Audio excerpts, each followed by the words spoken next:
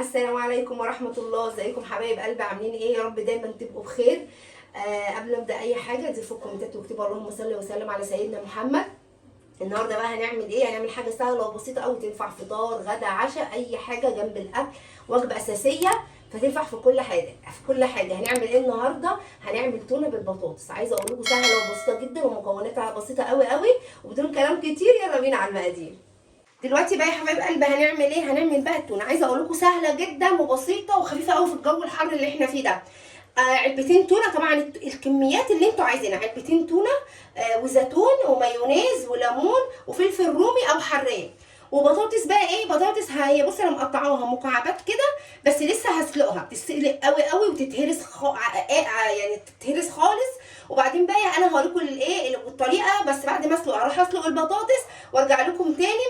وقبل بقى ما اروح عايزه اقول لكم على حاجه. التونه ديت يعني النوع اللي انتوا عايزينه، يعني مش لازم النوع دوت، النوع اللي انتوا عايزينه. طبعا هي هتبقى ارخص بكتير بقى من القطع والحاجات التانية الغاليه قوي قوي. لا دي هتبقى يعني حاجه اقتصاديه كده وجميله. هروح اسلق البطاطس واجي لكم. قبل ما اروح عايزه اقول لكم ما تنسوش في اللايك وفي الشير وفي الكومنت الحلو اللذيذ بتاعكم. هروح اسلقها وارجع لكم تاني. ودلوقتي بقى يا حبايب قلبي هنعمل ايه؟ هنعمل سلطه التونه. سلطه التونه دي سهله جدا وبسيطه ومش مكلفه بالنسبه لحاجات تانية كتير، وتنفع فطار غدا عشاء اي حاجه. هنعمل ايه؟ عباره عن تونه ومايونيز وزيتون ومايونيز وليمون وفلفل وبطاطس. بصوا البطاطس دي مقطعاها كده، هسلقها بس مش ههريها، يعني هسلقها كده وبقلبها ايه جو مع البطاطس، وبتبقى سلطه التونه جميله جدا. ودي بقى التونه انا جايباها مفتته، مش تفرق معانا قطع ولا مفتته، بس دي بتبقى ايه يعني اوفر شويه وكمان طعمها حلو. مش هتفرق معانا قطع ولا لا، عشان هي ايه جوه سلطه، يعني سلطه التونه بس كده. وهي دي المقادير. هروح اسلقها واخلصها وارجع لكم تاني يا حبايب قلبي. بس قبل ما اروح ما تنسونيش في اللايك وفي الكومنت الحلو اللذيذ بتاعكم واللايك الجميل، وهرجع لكم تاني. دلوقتي بقى هقول لكم تاني مقادير سلطه التونه. علبتين تونه وفلفل رومي او حراق متقطعين، مايونيز، ليمون، زيتون، وبصل مبشور. عايزه تقطعيه قطعيه، بس لا بقى مبشور يبقى احسن. ودي بطاطس مكعبات مسلوقه وعلى ملح وكمون. بس كده. هعمل ايه بقى؟ سهله وبسيطه. دي كده البطاطس بقطعها مكعبات صغيره قوي، وحطيت طبعا عليها الملح والكمون بتوعها، واحط بقى عليها علبتين التونه. بصوا بقى الكميات اللي انتوا عايزينها. بس عايزه اقول لكم بطريقتي دي هتاكلوا احلى سلطه تونه بالبطاطس، تحفه جامده جدا وموفره قوي وسهله ولذيذه جدا. دلوقتي والبصل المبشور، وحطيت الزيتون كله على بعضه بقى. وبقى ده الليمون انا عصرته طبعا، ده الليمون ليمونتين 3 حسب برده ما انت عايزه، هي احسن حاجه الكميه اللي انت عايزاها. وده بقى الزيتون والفلفل. عايزه اقول لكم بصوا هتعمل كميه تكفي كام فرد، حلوه جدا.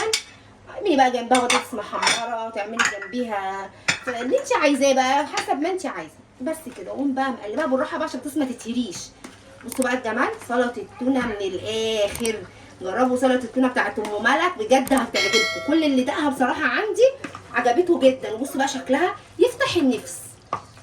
بس كده. ايه رايكم بقى في سلطه التونه الجامده بتاعتي؟ الزيتون بقى والبصل داخل جواها مخليها تسكيرتها جامده، وفلفل بقى الرومي، تحطي قرن حراق. يا سلام بقى على الشطشطه. بس ما تقلبوهاش قوي قوي لغايه بس تندمج كده. بصوا بقى الجمال والحلاوه. هروح بقى اغرفها بقى واجي اوريها لكم الجامده دي. ودلوقتي بقى ايه، قبل ما اوريكم بقى سلطه التونه بتاعتي الجامده، ما تنسونيش في اللايك والكومنت الحلو والاشتراك في القناه حكاوي بسمه في المطبخ. ودلوقتي بقى عايزه اوريكم بقى التونه بتاعتي الجامده، سهله وبسيطه جدا جدا وما خدتش اي وقت. وبصوا عايزه اقول لكم في برده تكه تاني، برده تكه عايزه اقولها لكم. مخلوها لما تبقى ما تبقاش سخنه، يعني البطاطس لما تبقى تخلص وتبقى بارده تتحط عليها تبقى احسن ما تبقى الاكله سخنه. هتبقى دافيه كده وحلوه، هتبقى احلى بكتير. بس كده. ايه رايكم؟ طبعا لازم ادوق، مش تفاصيل مني. بجد جامده جدا ولذيذه وطعمها حلو قوي قوي قوي. والف هنا وشفا على اللي جربها زيي. مع السلامه.